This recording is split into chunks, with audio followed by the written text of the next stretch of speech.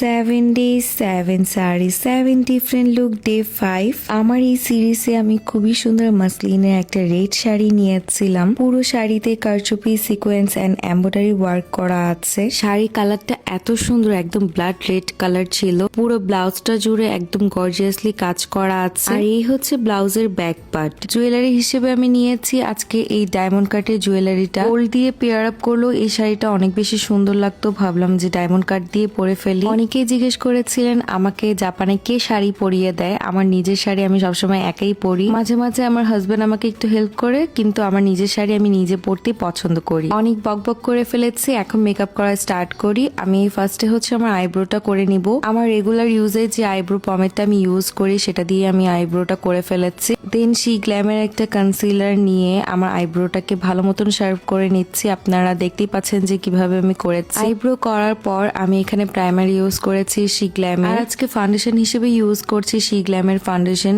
একটা ম্যাট একটা ডিউই। দুইটা ফাউন্ডেশন আমি একসাথে মিক্স করে দেন ইউজ করছি। শি গ্ল্যামের প্রোডাক্ট আমার অনেক অনেক পছন্দ। দেখবেন যে আমি প্রায় সময় শি গ্ল্যামের প্রোডাক্টই ইউজ করি। ফাউন্ডেশন দিয়ে আমি পুরো ফেসটা হচ্ছে ব্লেন্ড করে নিয়েছি। দেন আন্ডার আইতে হচ্ছে আমি শি গ্ল্যামের কনসিলার ইউজ করেছি। চিকসে একটু সুন্দর একটা পিঙ্ক কালার আনার জন্য এখানে আমি আজকে লিকুইড ব্লাশ ইউজ করছি। লিকুইড ব্লাশ আমি কখনোই ফেসে ডিরেক্টলি ইউজ করি না, বিউটি ব্লেন্ডারে নিয়ে দেন আমি হচ্ছে ফেসে ইউজ করি। ডিরেক্টলি ইউজ করলে ওই জায়গা থেকে মেকআপটা সরে যায়। হুদা বিউটি লুজ পাউডার দিয়ে আমার ফেসে যতগুলো লিকুইড প্রোডাক্ট ছিল সেগুলোকে আমি সেট করে নিচ্ছি। পাউডারটা সেট করতে করতে আমার মনে পড়েছে আমি তো লেন্সই পড়তে ভুলে গিয়েছি। দেন আমি লেন্স আবার পরে ফেলি। And my most favourite Huda Beauty palette দিয়ে আজকে আমি আমার আই লুকটা করব। আজকে আমি যে কালারটা নিয়েছি সেটা হচ্ছে একটা ডার্ক ব্রাউন কালার, একদম আমার আইলিডের আউটার কর্নারে দিয়ে দিচ্ছি। এন্ড দেন মিডিলে আমি একটা স্কিন কালার দিয়ে সেটাকে ভালো মতন ব্লেন্ড করে নিচ্ছি। আজকে গ্লিটার না, আজকে হচ্ছে আমি শিমার ইউজ করব। ইংলটের এই শিমারটা আমার খুব ফেভারিট। শিমারটা আমি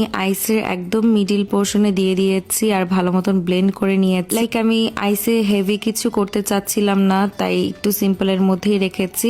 আইলাইনারটাও আমি টানা করে আজকে দেইনি। আপনারাও আমার মেকআপ ভিডিওগুলো দেখতে এত বেশি পছন্দ করেন, তাই আমি চেষ্টা করি আপনাদের সাথে আমার লুকগুলো শেয়ার করার। যেহেতু আই মেকআপটা একটু সিম্পলের মধ্যে রেখেছি, তাই আমি আইল্যাশটা একটু গর্জিয়াস পরেছিলাম। W7 এর ব্রোঞ্জার দিয়ে আমি ভালো মতন কন্ট্রোল করে নিচ্ছি। আমার ফেসটা যেহেতু একটু গোল্ড, তাই একটু শার্প করে নিলাম। এরপর আমি একটু নোজটাকে হচ্ছে শার্প করে নিচ্ছি। And my most favourite part এটা হচ্ছে ব্লাশ। আমার ব্লাশ দিতে এত ভালো লাগে।